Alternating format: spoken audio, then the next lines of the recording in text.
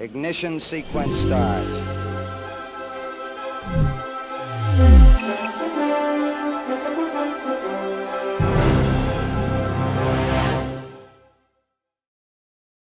Good morning.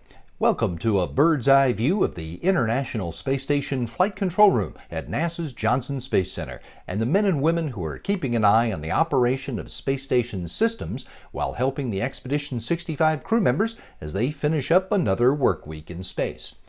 Commander Aki Hoshide and his American, Russian, and French crewmates have been busy all week with station maintenance and science support, and they are getting set to greet another cargo shipment that's just about ready to launch.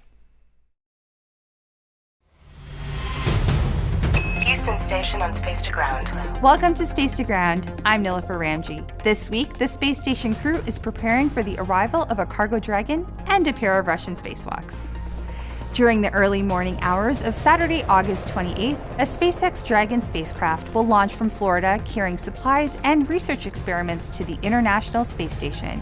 You can watch the launch live on NASA TV, nasa.gov, and the NASA app. Launch of the cargo Dragon is scheduled to take place at 3:37 a.m. Eastern. With Dragon's arrival to the space station on Sunday, more exciting science is en route to the orbiting laboratory. A new robotic arm is arriving on Dragon, but this one will be working inside the space station. The G-TIE's S1 robotic arm will perform activities such as pushing buttons, flipping switches, and plugging in cables on a taskboard. These tests could help in the development of robots to support future crew activities. Researchers will test a commercially available lens that attaches to a mobile device such as a tablet or smartphone to capture images of astronauts' retinas. The retinal diagnostics investigation aims to validate this technology that could be a useful tool in the field of telemedicine, both in space exploration and remote areas on Earth. The MISSY-15 NASA experiment will test and analyze the effects of the harsh environment of space on concrete, fiberglass, solar cells, and more. This is an ongoing series of tests by NASA research centers testing the performance and durability of new materials and configurations. To learn more about these and other scientific investigations on the space station, follow us on Twitter at ISS_research. 2 spacewalks are planned to outfit the new Russian multipurpose laboratory module for science. Cosmonauts Oleg Novitsky and Pyotr Dubrov are set to venture outside the Poisk airlock on Friday, September 3rd, and again on Thursday, September 9th, to prepare the Russian Nauka module for science operations. The new module will serve not only as a science facility, but also as a docking port and as an airlock for future spacewalks. And that's Space to Ground for this week. Thanks so much for watching. We will see you next week.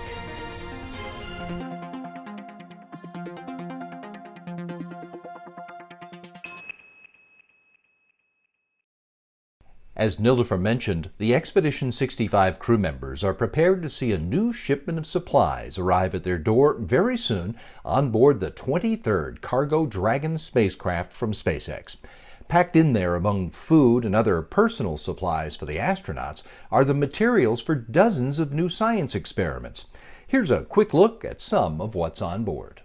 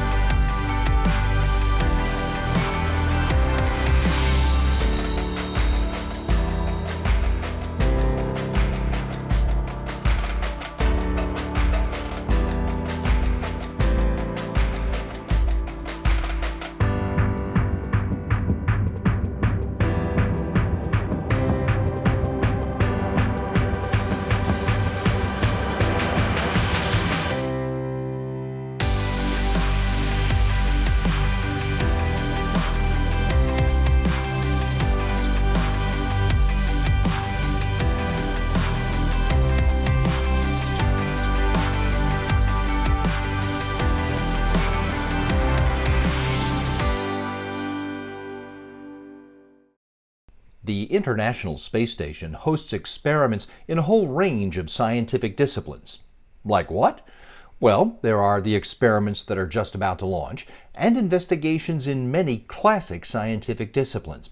There are also things like research into using 3D printing technology to manufacture biological materials in microgravity, which would allow cell growth in 3 dimensions. Cutting-edge biomanufacturing aboard the International Space Station.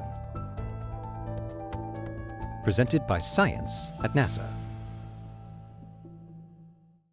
Most likely, you're aware of 3D printing, which allows you to design and produce one-of-a-kind pieces for a variety of purposes.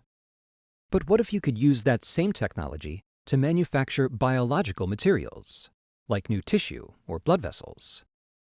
Welcome to the world of 3D biomanufacturing, a cutting-edge practice on Earth that is being tested aboard the International Space Station, or ISS. Dr. Mike Roberts, Deputy Chief Scientist at the ISS U.S. National Laboratory, explains why the space station is critical to biomanufacturing's future.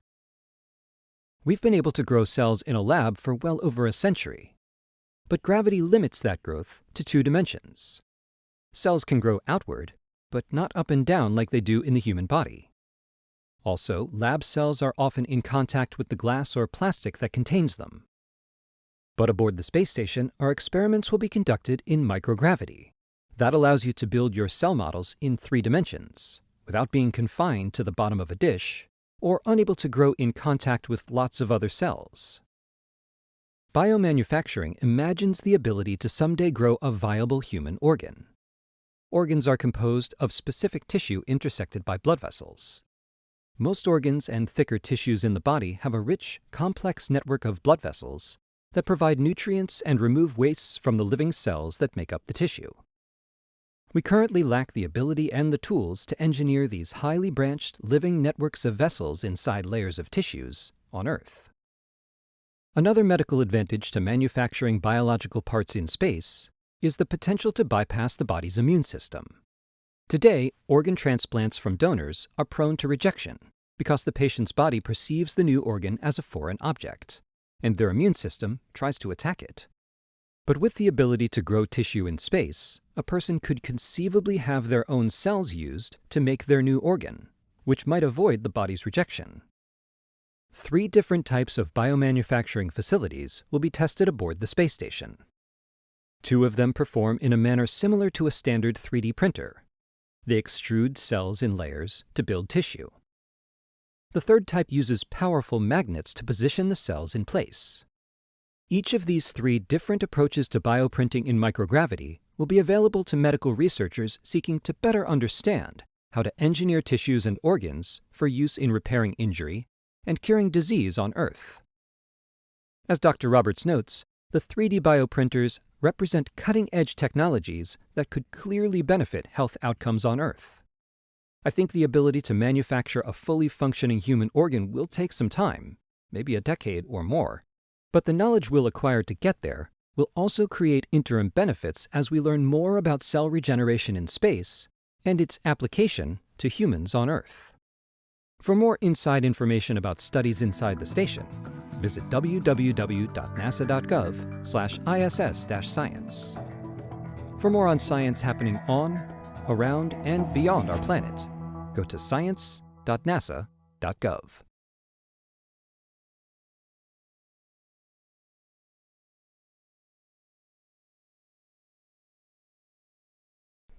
On the subject of technology research, robotics technology that was originally developed for the International Space Station has found a way to help humans here on Earth in the operating room.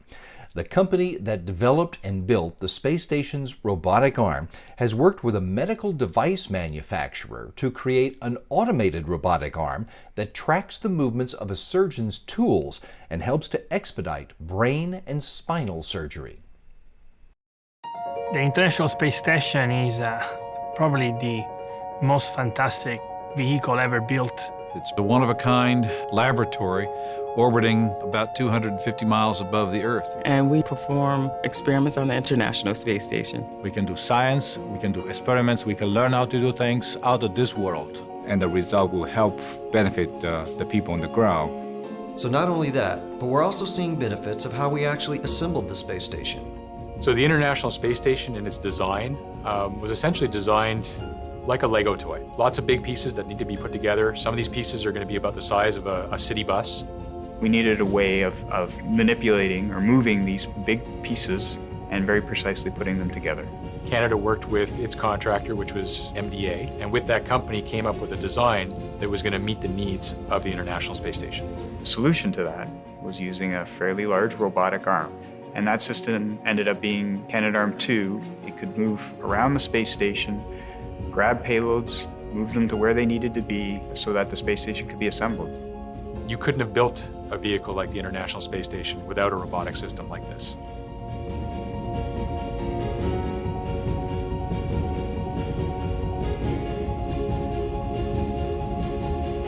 And that was when we started talking to Synaptive Medical.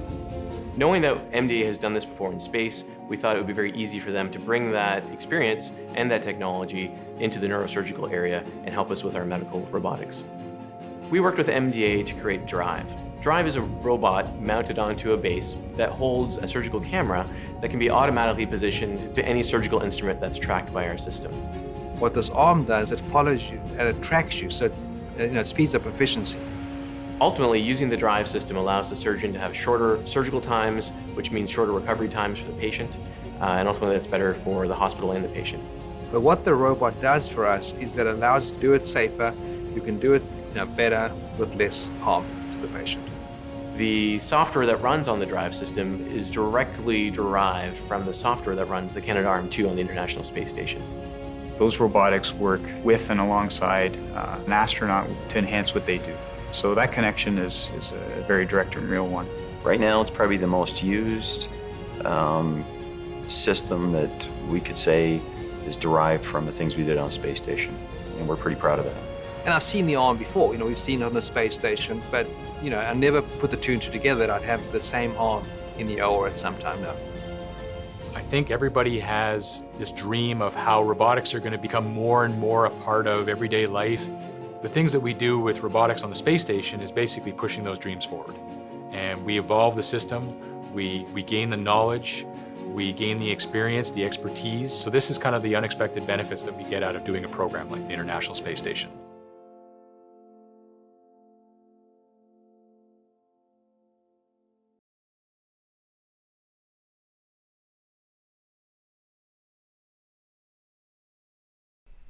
The International Space Station is not the only NASA mission that's creating benefits for those of us who are stuck on the planet. Right now, there are NASA missions measuring water levels in our soil and assessing the impact gravity has on those water levels, all of which generates data from space that contributes to agricultural production on the ground. Our colleagues from NASA's Goddard Space Flight Center have a look at what NASA has to do with irrigation for agriculture, and therefore, the creation of snacks. Welcome to Snack Time with NASA. Okay. Welcome to Snack Time with NASA. I'm your host, Kathleen Gaeta, and this is my dog, Bowie, and we both really love cheese. So this past year at home, I think we've all learned to appreciate the little things in life, and again, one of those things for us is a nice big cheese board. So today, I'm going to show you how I like to prepare my own and where NASA actually fits on the board. Many people don't know that NASA has a lot to do with the food on your plate. So we're going to highlight some of the foods NASA helps grow using data from space. Now, when you think of NASA and dairy especially, you might think of a freeze-dried ice cream for astronauts, but the connection actually goes a lot deeper. So why a cracker and cheese board? When we're talking about food, it all comes down to water. Corn, soy, alfalfa, it all needs water to grow, whether it's being fed to humans or dairy cows.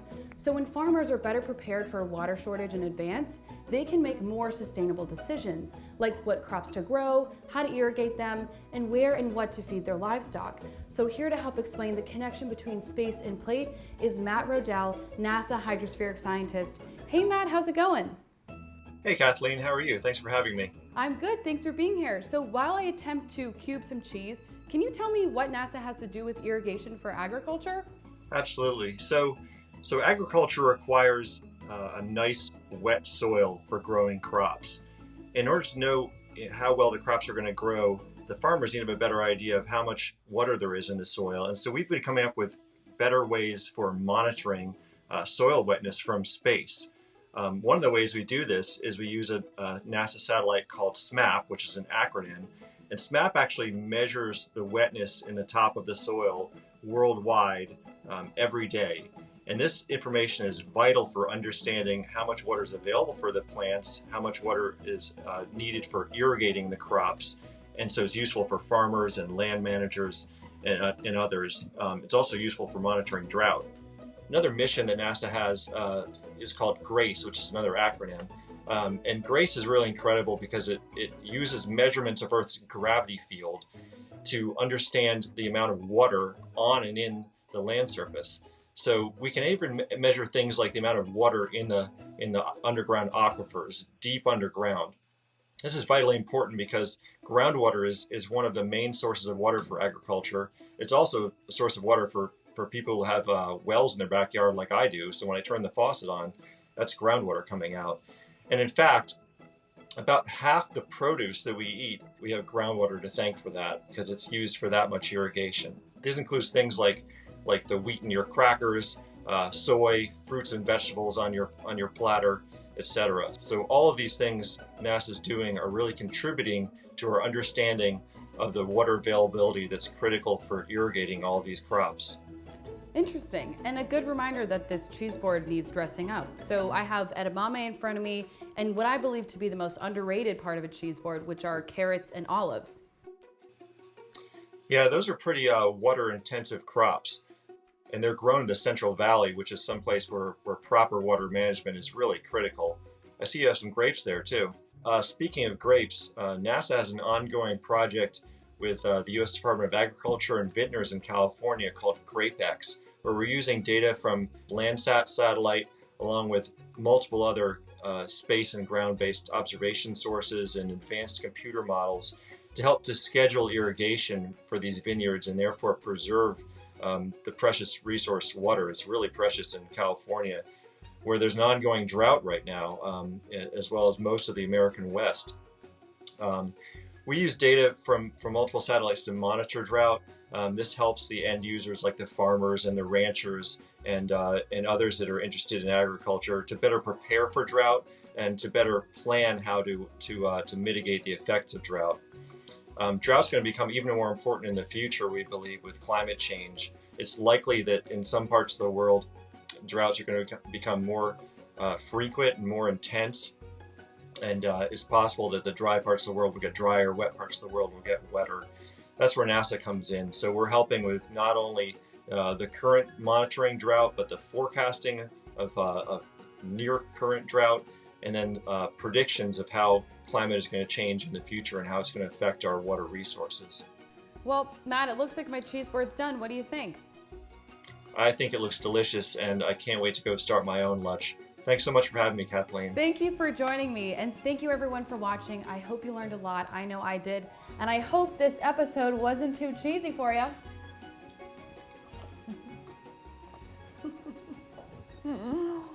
Okay. Good? In addition to being the hands-on laboratory assistants for science research done in space, the International Space Station's crew members use some of their time to share the experience of being in space and to help students learn about scientific concepts as they study science, technology, engineering, and math. For example, astronaut Scott Tingle put together this demonstration video about the importance of nutrition for men and women who are of this planet, if not on it at the moment.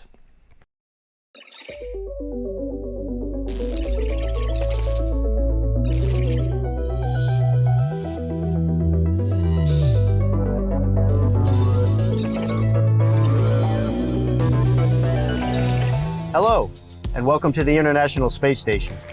My name is Scott Tingle. Here on the space station, we live in a microgravity environment. which makes eating here a very unique experience. To stay healthy, we have to maintain a nutritious diet, just like we would back on Earth. Let's go take a look at some of our food and drinks and check out our meal preparation area. During long-duration spaceflight, we have to make sure that we receive enough energy, proteins, and vitamins. Our food lab back on Earth makes sure we get plenty of each as they carefully prepare, test, and package everything. We combine all of this excellent nutrition with exercise to ensure our bodies stay healthy and strong while we're here. We eat 3 square meals a day, just like we do on Earth, and maybe throw in a snack or two. One of my most favorite foods to eat are natural raisins. Here on Space Station, we have to keep our calories up if we want to get all our work done. And the carbohydrates in these raisins really help. And they're kind of fun to eat, too.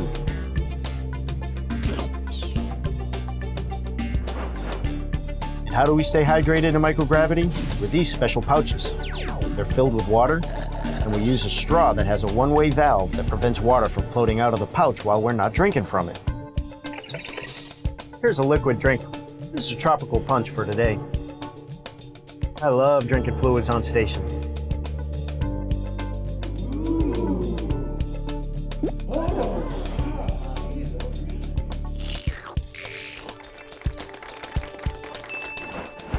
Here on station, we have a pretty cool food preparation area. We have a place to get fresh water for us to drink or to put in our rehydratable foods. And we also have an oven to put food in. We pick out some of our favorite foods, chicken fajita for me. Put it in the oven. Close the door and turn it on. In about 15 minutes, I'm gonna have a warm meal. Thanks for exploring a little nutrition with me. I'm gonna send you back to Earth so you can create your very own astronaut menus. See you again soon.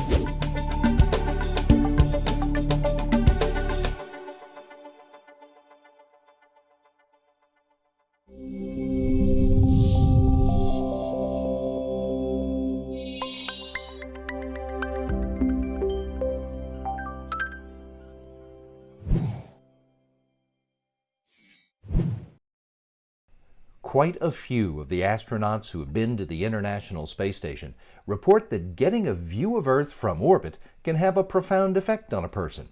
One of them is Nick Hague, who says he has a new perspective on a lot of things after getting a wide-angle look at the whole planet from 250 miles up.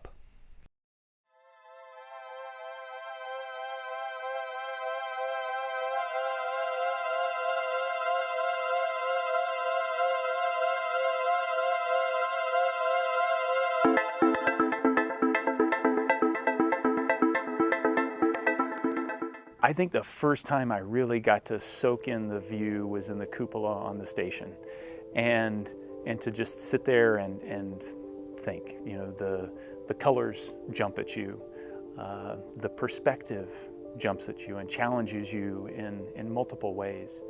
I think it evokes, you know, all these different sensations. The largest emotion that I'd feel out of it is I felt this connection.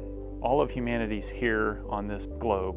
You realize just how special the place we are is, and you feel that connection. And when you see the impacts that we can have on the land, it gave me this overwhelming sense of stewardship and just wanting to try to, you know, come back and take care of the planet a little bit better than I had before, and help convey the message that, you know, we're on this place together, and, you know, we explore space together, but we also live here on Earth together and need to work together to make sure the Earth stays as pristine as it can be.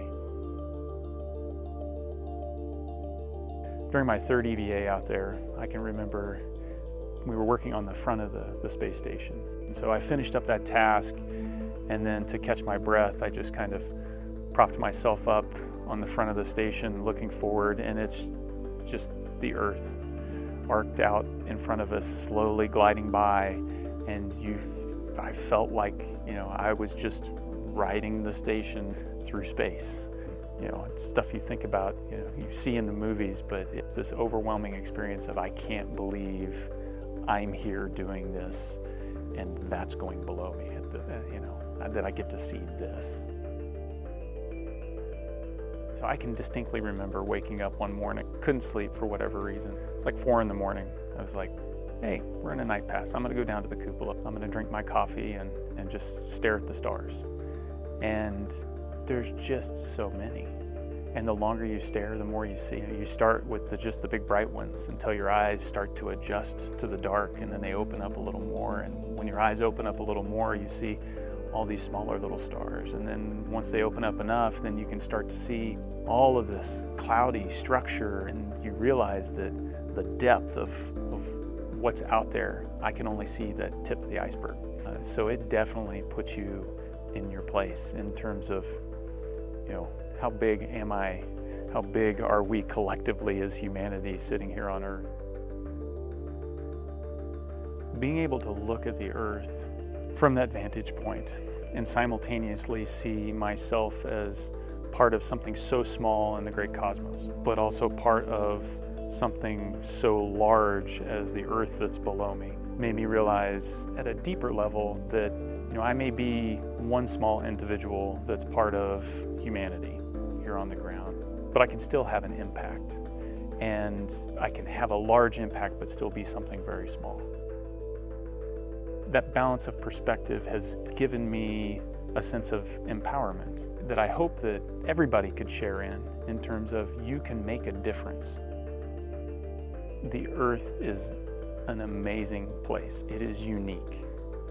When you look out into the depths of space, you realize just the vast ocean of darkness, and we're on this little island, and we're on it together. And we need to figure out how to work together for the benefit of everybody.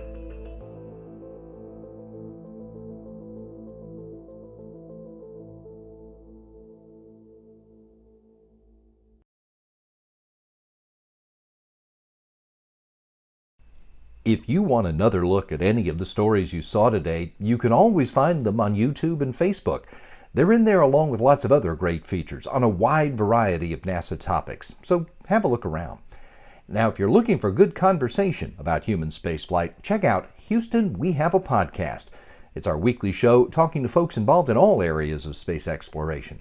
Today, Gary Jordan returns to the timeline of the upcoming Artemis 1 mission, the end of that timeline, in an interview with Artemis 1 Recovery Director Melissa Jones to learn about how NASA plans to retrieve its Orion capsule after it returns from orbiting the moon.